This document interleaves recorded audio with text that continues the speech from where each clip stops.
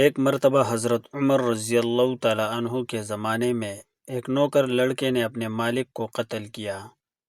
معاملہ حضرت عمر رضی اللہ تعالیٰ عنہ کے پاس آیا۔ حضرت عمر رضی اللہ تعالیٰ عنہ نے لڑکے سے قتل کی وجہ پوچھی۔ لڑکے نے کہا، اس نے میرے ساتھ زیادتی کی ہے۔ حضرت عمر رضی اللہ تعالیٰ عنہ کے پاس یہ اس قسم کا پہلا مقدمہ تھا۔ حضرت عمر رضی اللہ تعالیٰ عنہ نے یہ معاملہ حضرت علی رضی اللہ تعالیٰ عنہ کے پاس بھیجا۔ حضرت علی رضی اللہ تعالیٰ عنہ نے بات سن کر فرمایا، آپ میرے پاس تیسرے دن آنا، آپ کا فیصلہ کروں گا۔ تیسرا دن آیا، دربار میں تمام مجمع معاملے کی حقیقت جاننے کو بے تاب تھا۔ حضرت علی رضی اللہ تعالیٰ عنہ نے فرمایا، اس کی قبر کھودو۔ قبر کھودی گئی، اس مالک کی قبر میں اس کی میت نہ تھی۔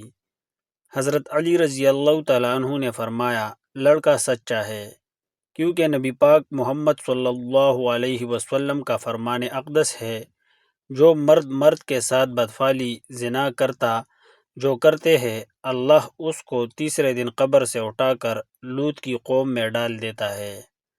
اللہ ہم سب کو اس لعنت سے محفوظ رکھے، آمین۔